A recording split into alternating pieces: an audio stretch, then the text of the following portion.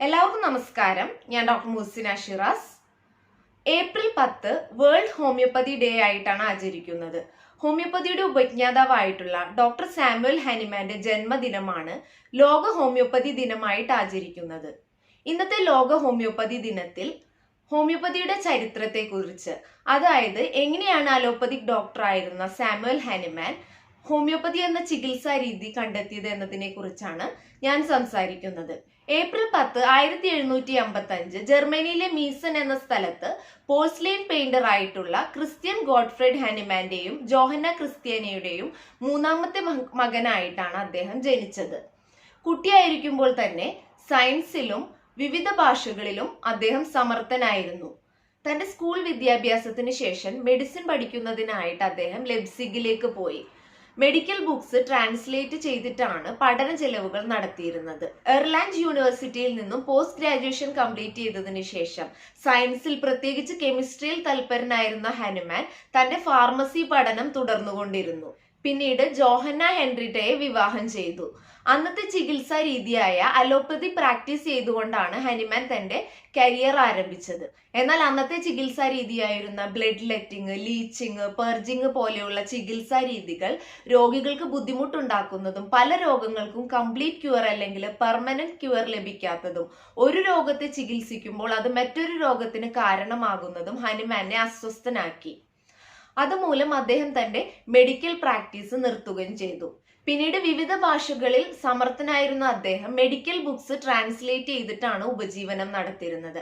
അത്തരത്തിൽ ഒരു ദിവസം കുള്ളൻസ് മെറ്റീരിയ മെഡിക്ക എന്ന ബുക്ക് ട്രാൻസ്ലേറ്റ് ചെയ്യുമ്പോൾ സിങ്കോണ ബാർക്ക് അതിന്റെ കയ്പ് രസം കൊണ്ടാണ് മലേറിയയുടെ ട്രീറ്റ്മെന്റിന് ഉപയോഗിക്കുന്നത് എന്ന് ഹാനിമാന്റെ ശ്രദ്ധയിൽപ്പെട്ടു. എന്നാൽ എന്തുകൊണ്ടാണ് കയ്പ് രസമുള്ള മറ്റു പദാർത്ഥങ്ങൾ മലേറിയയുടെ ട്രീറ്റ്മെന്റിന് ഉപയോഗിക്കാത്തതെന്ന സംശയം അദ്ദേഹത്തിനുണ്ടായി. തുടർന്ന് അദ്ദേഹം സ്വയം ഒരു പരീക്ഷണം നടത്തി. സിങ്കോണ ബാർക്ക് 4 വീതം 2 നേരം അടുപ്പിച്ച് കുറച്ചു ദിവസം കഴിച്ചപ്പോൾ മലേറിയയുടെ ലക്ഷണങ്ങൾ അദ്ദേഹത്തിൽ കണ്ടു തുടങ്ങി. കുറച്ചു ദിവസത്തിന് ശേഷം അദ്ദേഹം വീണ്ടും സിങ്കോണ ബാർക്ക് എടുത്തപ്പോൾ വീണ്ടും ആ ലക്ഷണങ്ങൾ കണ്ടു തുടങ്ങി. അങ്ങനെ എപ്പോഴൊക്കെ അദ്ദേഹം സിങ്കോണ ബാർക്ക് കുറച്ച് അടുപ്പിച്ച ദിവസങ്ങളിൽ കഴിച്ചുകൊണ്ടിരുന്നു, അപ്പോഴൊക്കെ അദ്ദേഹത്തിൽ മലേറിയയുടെ ലക്ഷണങ്ങൾ ഉണ്ടായിക്കൊണ്ടിരുന്നു. ഇതിൽ നിന്നും അദ്ദേഹം ഒരു നിഗമനത്തിലെത്തി. സിങ്കോണ ബാർക്ക് മലേറിയയുടെ സമാനമായിട്ടുള്ള ലക്ഷണങ്ങൾ ഉണ്ടാക്കുന്നത് കൊണ്ട് മാത്രമാണ് ഇത് മലേറിയയുടെ ചികിത്സക്കായിട്ട് ഉപയോഗിക്കാൻ പറ്റുന്നത് എന്ന നിഗമനത്തിലാണ് അദ്ദേഹം എത്തിയത്.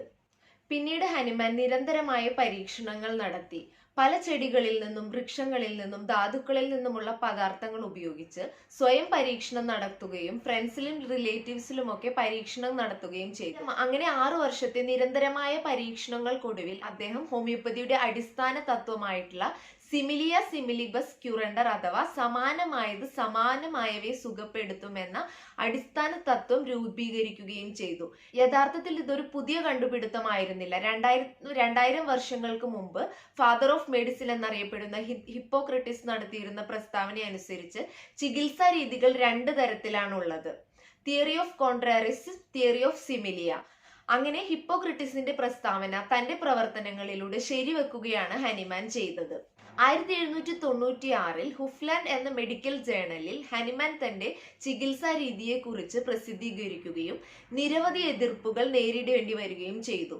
പിന്നീടും അദ്ദേഹം തന്റെ പരീക്ഷണങ്ങൾ തുടർന്നുകൊണ്ടിരുന്നു. പിന്നീട് അദ്ദേഹം അന്ന് സാധാരണയായിട്ട് ഉപയോഗിച്ചുകൊണ്ടിരുന്ന ഹൈലി ടോക്സിക് ആയിട്ടുള്ള ആർസനിക്, ലെഡ്, മെർക്കുറി പോലെയുള്ള പദാർത്ഥങ്ങളിലും പരീക്ഷണം നടത്തി. ടോക്സിക് ആയതുകൊണ്ട് തന്നെ അത് ഡൈല്യൂട്ട് ചെയ്തുകൊണ്ടാണ് അദ്ദേഹം പരീക്ഷണങ്ങൾ നടത്തിയിരുന്നത്.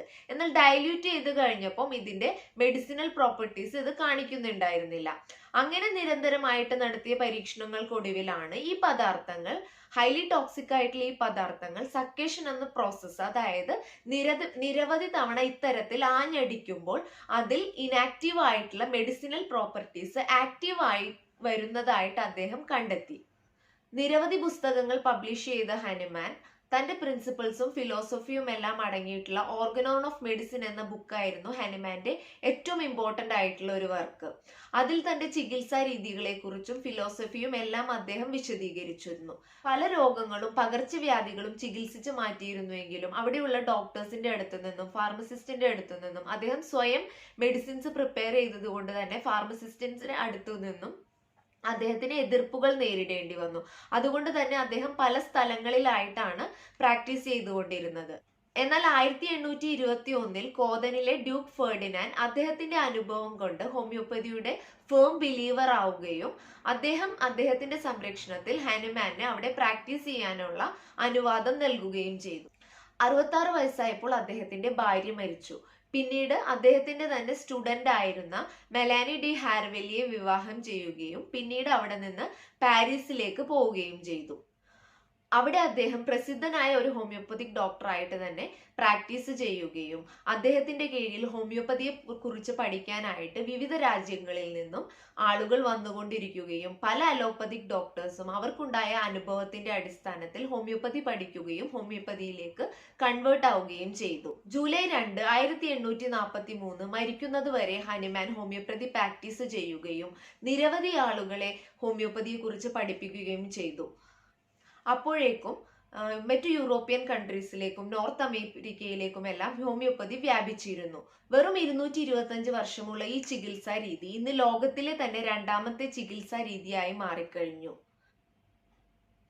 ലോക ഹോമിയോപ്പതി ദിനമായ ഏപ്രിൽ 10 ലോകത്തിന്റെ വിവിധ ഭാഗങ്ങളിലുള്ള ഹോമിയോപ്പതിക് ഡോക്ടേഴ്സും സ്റ്റുഡൻസും വിവിധ പരിപാടികൾ നടത്തിക്കൊണ്ട് ഹോമിയോപ്പതി ദിനമായിട്ട് ആചരിക്കുന്നു.